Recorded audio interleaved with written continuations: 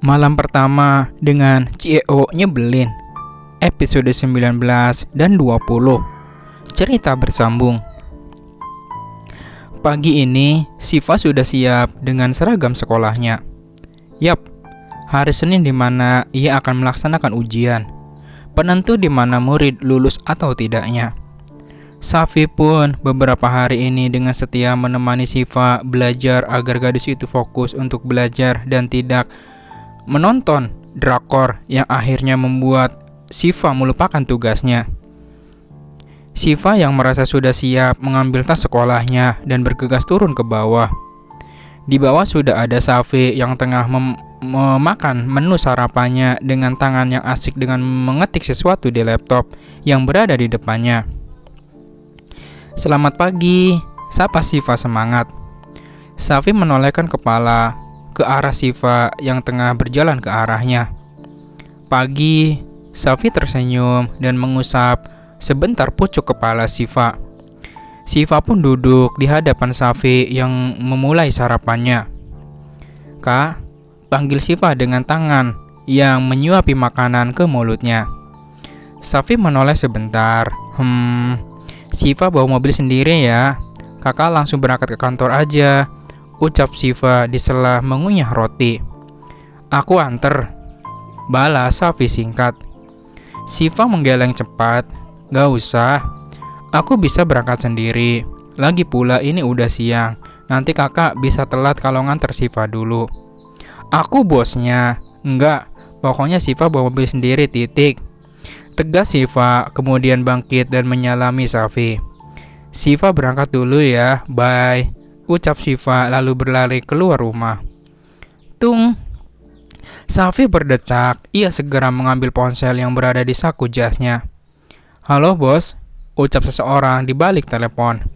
Ikuti Nona, jangan sampai ketahuan, perintahnya. Baik bos. Safi memutuskan telepon sepihak. Ia mengambil tas dan laptopnya, kemudian berjalan keluar. Beberapa bodyguard menyambutnya di luar rumah. Mereka sudah siap untuk mengikuti kemanapun Siva pergi. Kali ini Safi memutuskan untuk berangkat sendiri. Bodyguardnya ia akan beri tugas untuk berjaga di sekitar sekolah Siva untuk mengawasi gadis itu. Safi memasuki mobil hitam kesayangannya dan melajukan mobil menuju kantor. Mobil putih yang dikemudikan Siva terparkir sempurna di parkiran sekolah. Banyak pasang mata memandang ke arah mobil karena merasa asing melihat mobil itu. Kali ini Siva menggunakan mobil berwarna putih milik Safi yang baru saja laki-laki itu beli untuknya. Siva turun dari mobil membuat para siswa-siswa di sekolah memandangnya kaget. Gila, Siva makin cantik aja, celentuk siswa laki-laki yang masih duduk di atas motornya. Mobil baru lagi, gila. Gak salah sih, Siva kan keturunan keluarga Andrawina. Neng Siva makin gens aja. Boleh kali jalan minggu ini sama Toto, celetuk siswa yang terlihat lebih mencolok karena rambutnya yang keriting dan menggunakan sepatu berwarna oranye terang. Tak banyak juga cibiran dari siswi yang tidak menyukainya. Namun semua itu tak ia hiraukan. Siva, teriak gadis yang baru saja keluar dari mobil yang terparkir dari tepat di sebelah gedung Siva. Andin, teriak Siva juga. Andin menghampiri Siva dan memeluk gadis itu. Lo apa kabar? Sombong ya sekarang, gak pernah mau telepon gue lagi, ucapnya yang disambut cengiran oleh Siva. Enggak, itu nanti Siva mau cerita sama Andin. Main ke rumah habis selesai ujian ya, serunya. Andin mengangguk mantap. Rebes, Fa. Siva tersenyum. Ia teringat sesuatu. Ia mengedarkan pandangan ke penjuru sekolah. Gilfar mana ya? Tanyanya sambil celingak-celinguk. Mungkin di kelas. Ya udah ayo ke kelas ke kelas udah mau bel masuk, ajak Andin. Ayo. Di kelas terlihat Gilfar yang menelungkupkan kepala dengan tangan yang ia pakai sebagai tumpuan. Melihat itu, Siva dan Andin saling pandang dan tersenyum jahil. Mereka berjalan pelan menghampiri meja Gilfar. "Maling!" teriak mereka berdua kompak. Mana malingnya, hah?" Gilfar terkejut, lantas memasang kuda-kuda dengan mata yang masih terpejam. Hahaha. Tawa menggelegar dari seluruh penghuni kelas, membuat Gilfar sadar bahwa ia dikerjai oleh dua orang gadis yang tertawa paling keras dengan memegang perutnya. "Sialan lo berdua, ngerjain gue ya," kesalnya sambil menjewer pelan telinga Siva dan menjewer keras telinga Andin. Hahaha, ampun Gilfar. "Besok-besok enggak lagi deh," ucap Siva di sela tawanya. "Sakit bego," teriak Andin memukul keras bahu Gilfar. "Lagian lo berdua ngerjain orang tahu, sikon apa? Gue tuh ngantuk banget anjir. Tadi malam gak bisa tidur, gue kemarin begadang tahu lo pada." Begadang. Gaya banget begadang, gak percaya gue. Lo gak percaya juga kan, Fah? Siva mengangguk semangat. Mama Gilfar kan galak, kalau jam 10 belum tidur pasti diomelin. Kekeh Siva. Mendengar ucapan Siva, Gilfar memutarkan bola mata malas. Memang benar, jika jam 10 ia belum tidur, sang mama akan memarahinya dan mengancam memotong uang jajan. Namun bukan Gilfar namanya jika dia tidak mempunyai 1000 cara untuk mengelabui sang mama. Gue kan pinter, gue matiin lampu terus kunci pintu dan mak gue pasti ngiranya gue udah tidur. Padahal mah gue lagi ngegame di kamar mandi, ucapnya cengengesan yang disambut pukulan keras dari Siva dan Andin. "Kualat loh suka bohongin orang tua," ucap Andin. "Nanti Siva aduin ke mama ya, biar Gilfar dimarahin," ucap Siva duduk di bangkunya yang persis di depan Gilfar. "Lo berdua sahabat gue bukan sih? Yang namanya sahabat itu harus mendukung dong. Ini malah bikin sahabatnya sengsara," kesal Gilfar. "Gilfar sesat sih," ucap Siva. Ia dan Andin memandang Gilfar jahil. "Dimana kalau Gilfar traktir kita berdua, baru kita mau tutup mulut," ucap mereka berdua kompak yang berhasil membuat Gilfar berteriak frustasi. "Ogah," sahut Gilfar menelungkupkan kepala di lengannya yang bertumpu di meja. Sedangkan gadis itu kembali tertawa, menertawakan Gilfar yang kini tengah frustasi. Selanjutnya, malam pukul 17.45. Dor. Satu peluru berhasil mengenai perut lawan yang berhasil membuatnya jatuh tak sadarkan diri. Beberapa orang berbaju hitam dengan senjata di tangannya mengendap memasuki gedung kosong yang menjadi tempat jual beli senjata ilegal. Seorang gadis yang menjadi ketua dari kelompok itu masuk mengendap melewati pintu belakang gedung kosong itu. Menggunakan pakaian serba hitam dengan penutup mulut yang membuat wajahnya sulit dikenali. Beberapa kali ia menembaki orang-orang yang menjadi penghalangnya masuk dengan senapan berlaras panjang yang ia bawa. "Nona, arah jarum pukul jam 9. Pria yang sedang menegak minumannya dengan tato naga di leher adalah target ketiga kita. Target kedua, pria yang menggandeng dua wanita yang duduk di pojok ruangan. Arah jam 11 dari keberadaan Nona. Sedangkan target utama 10 menit dari sekarang akan memasuki gedung lewat pintu rahasia di balik kain merah itu," ucap seseorang lewat earphone-nya yang ia kenakan. "Srip Ponto," ucapnya dengan senyum semerik. Matanya menajam saat melihat beberapa orang memasuki tempat itu dari balik kain merah yang menjuntai ke lantai. Ia tersenyum saat mendapati target yang ia cari. Matanya mengkode kepada beberapa timnya yang sudah terpencar di ruangan tersebut. "Satu tembakan meluncur, lakukan tugas kalian dengan baik," ucapnya, mengarahkan senapan yang ia bawa tepat membidik pria parubaya yang menjadi target keduanya. 1, 2, 3, dor. Selanjutnya lirih. Kemudian terdengar suara tembakan dan teriakan yang saling bersautan dari orang-orang yang berada di ruangan itu. Sang gadis misterius tersenyum miring melihat target utama yang mencoba melarikan diri. Kakinya melangkah cepat melewati sekumpulan orang untuk mengejar pria tua yang tengah berlari tertatih tanpa bodyguard di sisinya. "Halo kakek, long time no see," ucapnya yang sudah berdiri di hadapan pria baru baya itu. "Kiara," ucapnya terbata-bata menyebut nama gadis yang berdiri tegak di hadapannya, yang sudah melepas penutup di mulutnya. "Masih ingat aku, kakek?" tanya Siva dengan senyum miring. Gadis itu terlihat berbeda dari orang-orang yang kenal. Saat ini Siva memakai jaket kulit hitam dan celana jeans yang senada dengan jaketnya. "Well, ternyata begini seorang pengusaha properti beralih profesi menjadi seorang penjual senjata ilegal. Bagaimana kamu bisa di sini? Di mana suamimu, Siva?" Pria itu membentak dengan nada bergetar. Siva tersenyum. "Kakek tidak perlu memikirkan di mana suamiku. Seharusnya sekarang kakek memikirkan nasib kakek akan bagaimana. Bukankah begitu?" Pria yang dipanggil kakek oleh Siva mengerjapkan mata berkali-kali menatap gugup. Sial, ia lupa bahwa keluarga Andrawina bukanlah keluarga yang biasa. Mereka adalah orang-orang terlatih dan memiliki kecerdasan IQ yang tinggi. Dan ia lupa bahwa cucu perempuan satu-satunya keluarga itu adalah yang paling mematikan. "Pergi dari sini, Siva, atau kau ingin aku memberitahu Safi siapa dirimu sebenarnya?" ancamnya.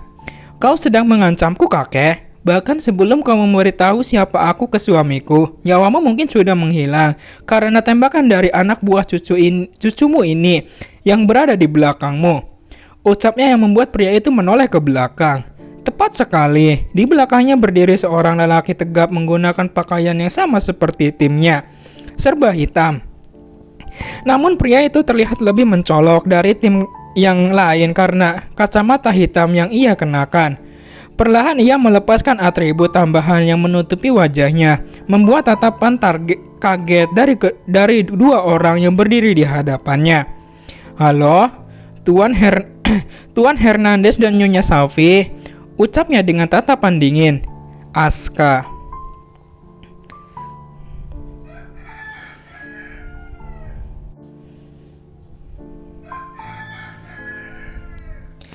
Aska tersenyum tipis, memandang pria tua yang berada di hadapannya.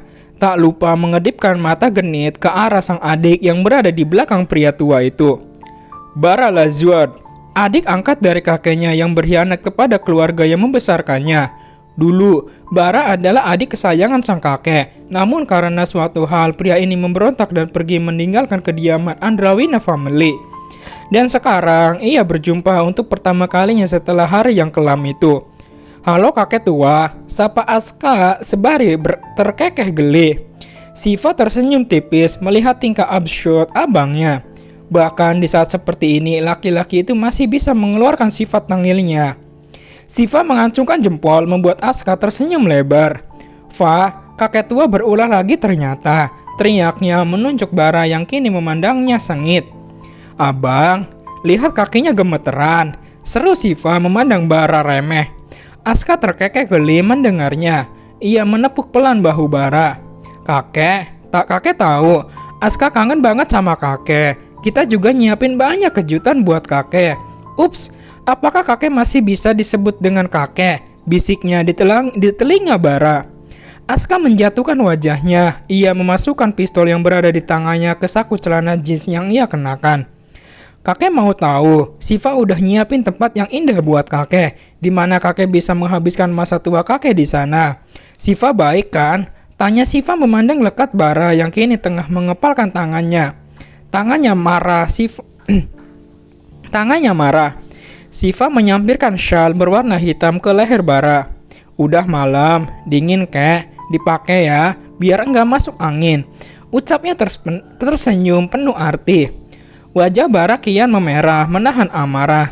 Dengan gesit ia memukul tengkuk Siva yang membuat gadis itu tersungkur. "Kurang ajar," geram Aska marah. "Berani Anda memukul Siva?" Aska berlari mengejar Bara yang melarikan diri setelah memukul adiknya. "Mau lari kemana kakek tua?" sentak Aska menahan lengan Bara. Pria tua itu menahan gugup setengah mati melihat raut wajah dari Aska yang menggambarkan tengah dilanda emosi. Duk! Aska menendang kaki Bara yang membuat pria itu oleng dan menabrak meja yang berada di sampingnya. Tidak tinggal diam. Bara menampar keras pipi Aska yang membuatnya tersentak kaget.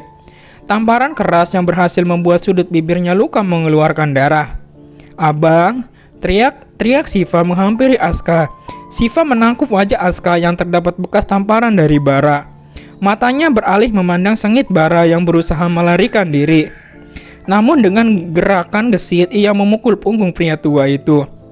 "Mau kemana kakek? Katakan pada Siva siapa yang kakek ajak bekerja sama dengan dalam misi ini," ucap Siva tegas. "Apa yang aku dapat jika memberitahumu, gadis bodoh?" sarkas Bara. Siva tertawa remeh. "Gadis bodoh inilah yang membuatmu tak bisa berkutik, bukan?" Siva menaik-naikkan alis membuat tangan Bara terkepal kuat.